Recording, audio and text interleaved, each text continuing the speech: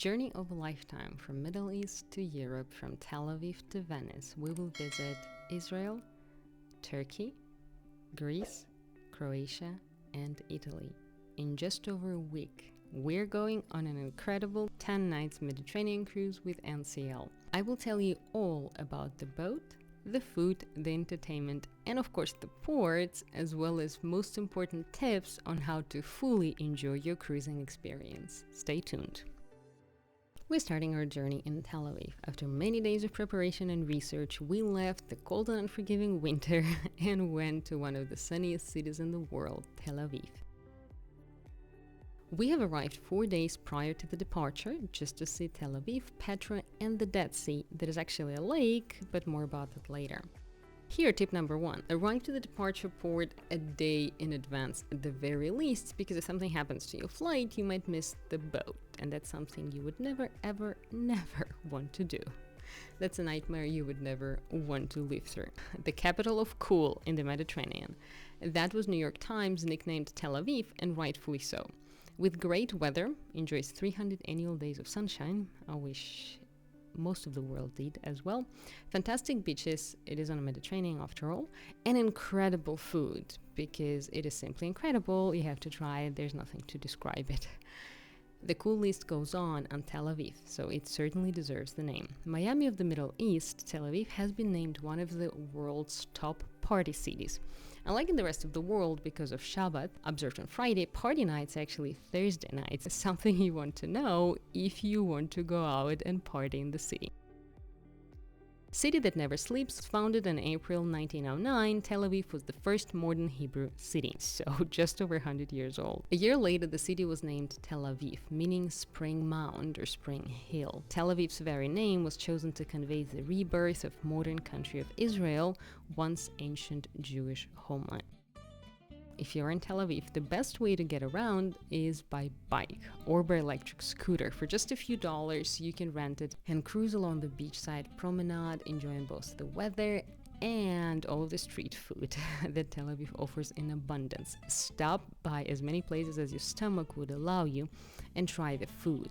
Well, Israeli food, of course, makes sense, but any food, literally any food, would make sense in Tel Aviv, be it Italian or Japanese. Did you know that the Italian government awarded Tel Aviv's Pronto restaurant as the best Italian restaurant outside of Italy?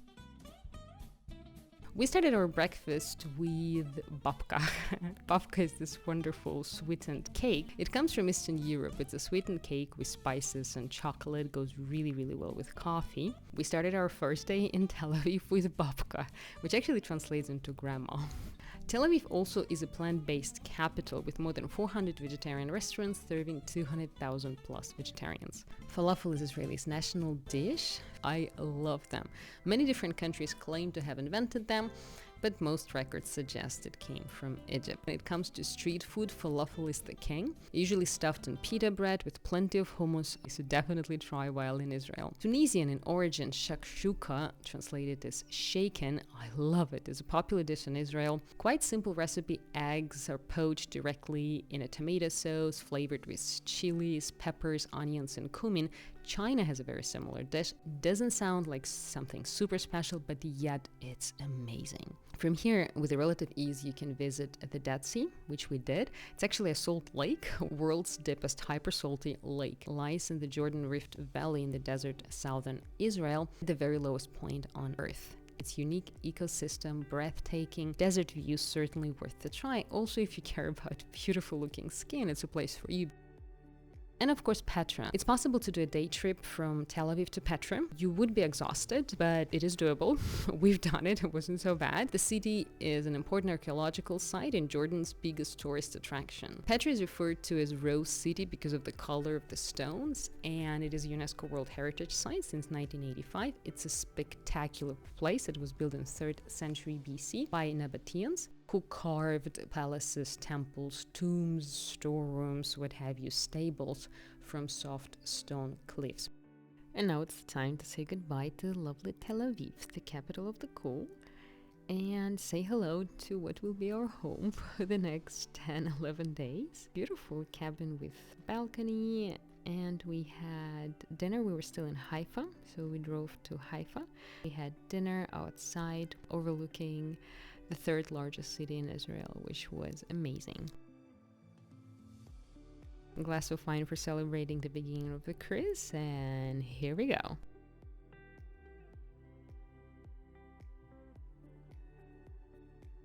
And the next day we were already in Jerusalem. I started it with a slow, lovely breakfast. Truly lovely, lots of sweets, but I mean they're counterbalanced with berries.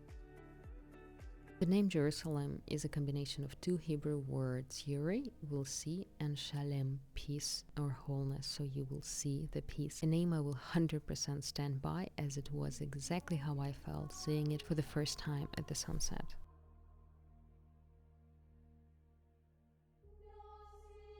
One of the most amazing experiences in my life. So we are in Jerusalem, the city in the Western Asia, situated on the plateau of the Judean mountains between the Mediterranean and Dead Seas. One of the oldest cities in the world, Jerusalem was founded by David in 1010 BCE, but there are evidence of settlement going all the way back to 4500 BCE.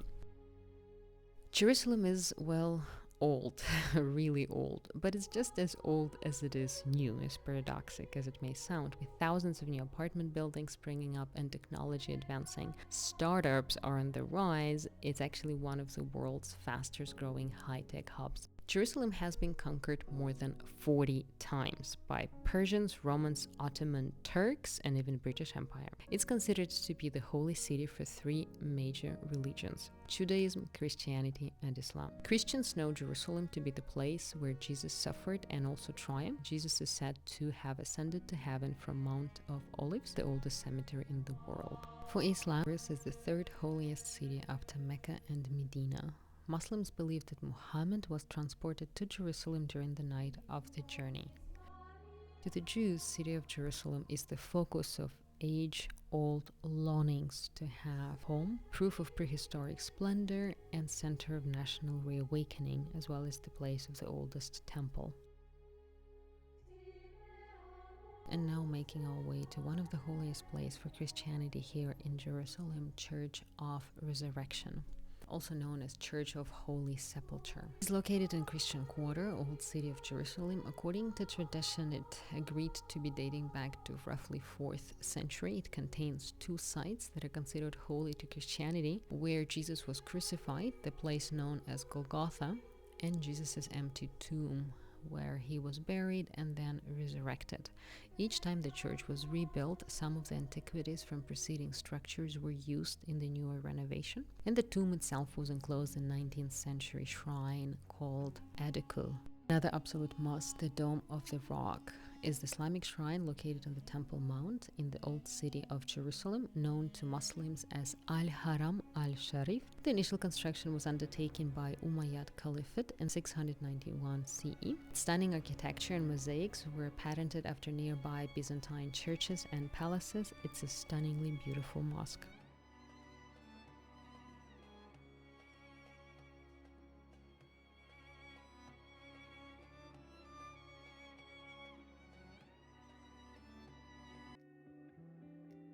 Cyprus, multilingual, multicultural, and multi-religious country. People here speak a mix of Greek, Turkish, and English. Cyprus is the first and for a while the only country in the world that included map on its official flag. The full name Republic of Cyprus is an island country located south of Anatolian Peninsula in the eastern Mediterranean Sea. Geographically, very much Western Asia. Culturally, overwhelmingly southeastern Europe. Legend has it that Greek goddess of love, Aphrodite, was born in Cyprus. The country is pretty much known as the playground of the gods. Aphrodite is said to have emerged from the rock of Lachi. It's also called Aphrodite's Beach. As ocean waves crush over its rocks, it forms pillars and the foam that resembles a goddess of love. If you're in Cyprus, definitely have some wine here. The world's oldest wine label comes from Cyprus. No joke. The very, very first wine brand is coming from here. Brand Commandaria, dating back 5,000 years ago. Try a glass of wine in Cyprus and taste the history. Approximately 10,000 flamingos stop over to feed in Larnaca Salt Lake, every autumn, so if you're lucky to come during the autumn, you might see them flying back and forth. Cyprus is also home to around 20 rare species of orchids.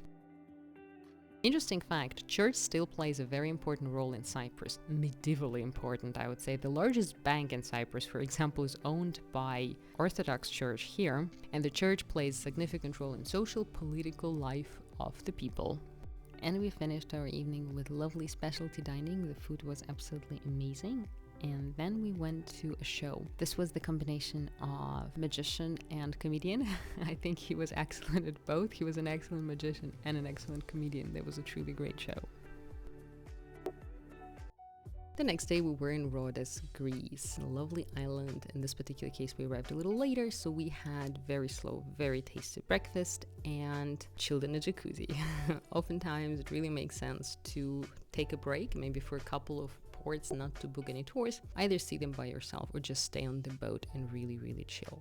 So we are in Rhodes. Rhodes is the largest Greece Dodecanese islands. It's a beach resort, very beautiful, with one of the main sightseeings would be the ancient ruins, remnants of occupation by the knights during the Crusades. For us, it was just the place of beautiful beaches, great food, and relaxation. We didn't do much at all. We just chilled on the beach, which was great in and out of itself. So according to Greek myth of how the island Rhodes came to be, it's very interesting. Apparently, sun god Helios fell in love with a nymph named Rhodes. To be with the god, she transformed herself into an island, and every evening when sunlight touched her during the sunset, they were together. As romantic as that. From Greek, Rhodes translates into rose, which is very descriptive given how many flowers are on the island. In terms of what's particularly interesting about the past history of the island is the fact that there was one of the 7 wonders of the ancient world, Colossus of Rhodes. It was a massive statue, 225 tons. Statue of Liberty is roughly the same size, by the way, just for comparison purposes.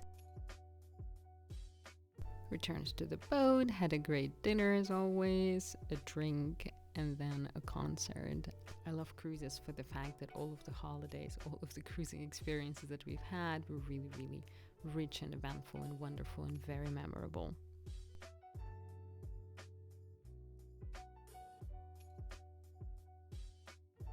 Took a lovely walk on the boat and we were ready for the next day in Turkey. The next day we were in lovely Kusadasi, Turkey. After a slow breakfast we were ready to embark on a journey to Ephesus. Ephesus was an ancient Greek port city located near the western shores of modern-day Turkey. Back in the day, it was one of the most important Greek cities and the most important trading hub in the Mediterranean. For centuries, the city served as crossroads between the East and the West and was the second biggest city in Roman Empire, which certainly says a lot. The site of Ephesus has many well-preserved Roman ruins, the largest Roman archaeological site in Eastern Mediterranean, in fact, and UNESCO calls it an outstanding example of Roman port city with sea channel and harbor basin. The main sites here would be the Library of Celsius and the terrace houses. Library of Celsius honors Tiberius. In 17 AD, the earthquake destroyed Ephesus, and Tiberius, the second Roman emperor, rebuilt and enlarged the city after the earthquake. Celsus paid for the construction of the library with his own personal wealth. Celsus was a governor of Roman province of Asia in 111 AD. Very rich and very popular with local citizens. The library was the third largest library in the world back in the day and housed between 12 and 15,000 scrolls. And of course, the terrace houses. The terrace houses would be the ancient version of Beverly Hills, the place where the richest and the most influential citizens of Ephesus used to live. In this case, we stayed in the port for only half a day, so by the afternoon we were free. And again, we spent most of the time by the pool and then had read some books, went for a great dinner, and then a show.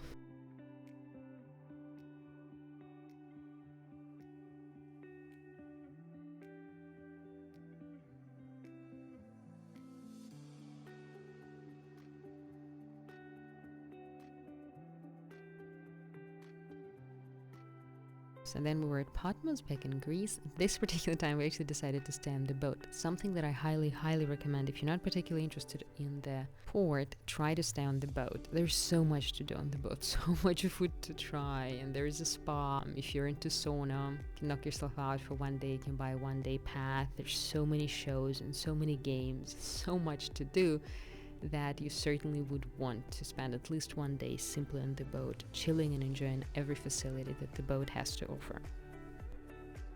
And we're in majestic Istanbul. Istanbul is a major city in Turkey that straddles Europe and Asia across Bosphorus Strait. Its old city reflects cultural influences of many empires that once ruled here. You will find the sites that prove multicultural heritage in Sultanahmet district, Roman era hippodrome, where chariot races were held, and Egyptian obelisks. The iconic Byzantine Hagia Sophia features stunning soaring 6th century dome and rare Christian mosaics. Hagia Sophia is without a doubt one of the Istanbul's most recognizable landmarks. Dating back to year 325, not all of the structure remained unchanged due to the fires and then earthquake, but despite all of this, majority of today's structure still dates back to 6th century. Istanbul was the capital city of 3 major empires: Roman, Byzantine, and Ottoman. But sadly, it's not a capital of modern-day Turkey. Throughout most of its long history, Istanbul was known as Constantinople. It was named after Constantine the Great, the ruler who first made the city capital of Roman Empire. It wasn't until 1930 that the name was officially changed. Here you would also find the Grand Bazaar, the largest covered market in the world. It's really massive. Since its opening way back in 1431, it only grew greater. There are roughly 3,000 shops and covers massive 61 streets. And finally, the Blue Mosque, the most famous Istanbul mosque. There are over 3,000 mosques in the city, but this one is probably the most beautiful one. Mosques are allowed to be built with no more than 6 minarets, from which faithful are called for prayer 5 times each day.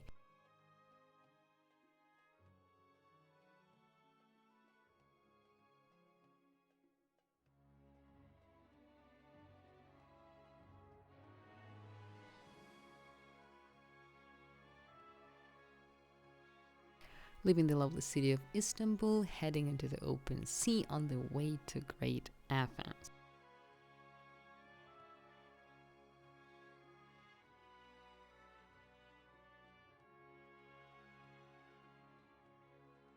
Spent the night with a great dinner, as always, some drinks and a show. This time around, it was absolutely, without a doubt, one of the very best shows I've ever seen on a cruise. $1 Million Quartet, the recording of an impromptu session involving Elvis Presley, Jerry Lee Lewis, Carl Perkins, and Johnny Cash, made on December 4th, 1956 at the Sun Records studio in Memphis, Tennessee. Athens, Europe's oldest capital city and one of the oldest continuously inhabited cities in the world. Capital of Greece, the cradle of Western civilization, Athens also used to be at the heart of ancient Greece, the powerful civilization and empire. Greatest Western philosophers lived and worked here. Socrates, Plato, and Aristotle might come to mind. Plato founded the Academy of Athens, which was the first place in Western world to offer students the higher level of education. Socrates is considered to be the forerunner of classical Greek philosophy. He was popular and well known for his wisdom and knowledge. He certainly changed the way Greeks thought. Unfortunately, his own wisdom led to his demise, as he was executed for allegedly corrupting the Athenian youth. The city is still dominated by 5th century BC landmarks, such as Acropolis, a citadel topped with ancient buildings like Parthenon. Athens is the birthplace of democracy. It was first established here in 500 BC. It was a direct democracy where eligible citizens directly voted on laws. Throughout its long history, Athenians were subjected to all sorts of governmental systems: monarchy, democracy, socialism, capitalism, even communism. I'm sure that Athenians would have been better off without such experiments. If it were not for an olive tree, we would be visiting the city of Poseidon rather than Athens. According to mythology, Athena and Poseidon competed for the title of guardian of the city. They each offered a gift. Athena's olive tree was deemed to be much more valuable than Poseidon's water spring. Hence, the name of the city is Athens, and Athena is the guardian of the city. Parthenon, central landmark of Acropolis, sacred temple, had seen many hardships. During its lifetime, the temple has been used as storage for munitions. Church, then a mosque, widely looted and nearly destroyed completely, served as army barracks and was even bombed by Venetians in 687. Ever run a marathon? The very first marathon was done by a Greek soldier, Pedipitus, who ran from Marathon, the city of Marathon, to Athens to report Athenian victory against Persians in 490 BC. Theaters have always played an important role in the life of ancient Athenians. Greek tragedy emerged here a bit earlier and comedy a little later in 490 BC. Plays were performed in honor of god Dionysus, and this is a very famous theater of Dionysus. Exhausted but very happy, we returned to the boat, got ready for dinner. We again had non-specialty dining. Most of the trip we had non-specialty dining. We only had 3 specialty dinings because of the cabin with balcony. My suggestion not to use specialty dinings on either first or the last days of the cruise, because in those days it's really good in non-specialty dinings anyway. For more tips on how to cruise better, check out my top 10 cruising experience video. The link will be in the description and here on the screen right now. And then we had a show. Like, I have to say that the shows were really, really good. Generally speaking, shows are much better on bigger boats than on a smaller boat. So if entertainment is important for you, choose the bigger boat. And before we knew it, we were in Croatia. We're coming to Split. It's still quite early in the morning. I got up earlier to have a slow breakfast. That's one of my greatest joys in life, having slow breakfast. And then we had a little bit of a time to go to jacuzzi and have a little bit of a cooling drink. What can be better than doing something like that before discovering yet another beautiful city? So Split is the second largest city in Croatia and the largest city in the Croatian coast. Lies on the eastern shore of Adriatic Sea and was founded as a Greek colony, and at the time was called Aspalatos. Between 9th and 20th century, 6 foreign powers ruled over Split: Byzantium, Franks, Hungarians, Venetians, French, and Austrians. According to the legend, the city of Split took its name from beautiful flowers that cover hills of Split in the spring. Greeks used to call them Aspalatos, which later sort of shortened to Spalato and eventually became Split. I personally prefer Aspalatos, that sounds better. Tourism really boomed in Split when Split became a host for Ultra Europe Music Festival. It's a huge event, very, very popular, great music. You can check it out on YouTube, it's really, really impressive. Everywhere in Croatia, having coffee is a ritual, and I totally respect that. I love coffee, and coffee certainly deserves something of a ritual. In Split, you have really, really good coffee, really good bakeries as well, so definitely try coffee. If you're not sure which coffee to try, I personally really liked coffee in Luxor Cafe. Then we returned to the boat. It was a very, very special night because we had our specialty dining. And as I said, if you have a balcony cabin, for example, generally you have roughly 3 specialty dinings. In our case, there were 3 for a 10-day cruise. And it was, of course, very different. It was amazing. Is it worth paying for and having extra? I don't know, because even the complimentary dinings are really good. But yeah, specialty dinings are very special. And it was our final night. There were a lot of really cool entertainments, and we went to our favorite pub with live music. That was absolutely our favorite place. We spent most of the time there. And the next day we were in Venice, our final port. So the morning was a bit stressful, packing, getting ready, and then having a fairly quick breakfast this time around. We just went for buffet, and we were ready to disembark in gorgeous Venice. Everybody knows it's not hard to fall in love with Venice. If anything, it's hard not to. I absolutely love the place. Venice is the capital of northern Italian region of Veneto, built on over 100 different islands in a beautiful lagoon in Adriatic Sea. There are no roads, just canals. The origins of Venice are a bit of a mystery. Most historians suggest that it was established by the people from Roman cities fleeing away from Germanic and Huns tribes in the 5th century AD. As I mentioned, city is made up of different islands connected by 400 spectacular bridges and 170 waterways, giving Venice its unique charm. Once a country, used to be a Republic of Venice, was a very, very wealthy republic and existed between the end of the 7th century and the end of 1700s. Did you know that Venetian gondolas have to be black by law? An archaic law was designed to reduce unfair competition between the gondoliers, and I have to say they made a right choice because it makes the place look very stylish. Famous traveler Marco Polo was from Venice. We probably have heard about his fascinating accounts of trade along the Silk Road. Marco Polo was one of the most intriguing residents of Venice. He was from a Venetian merchant family who wrote about his journey to the east. Venice is very, very old. It has celebrated its 1600th anniversary in 2021. And here you would find the world's first public casino, Casino di Venezia. It was the oldest casino in the world, dating back to 638.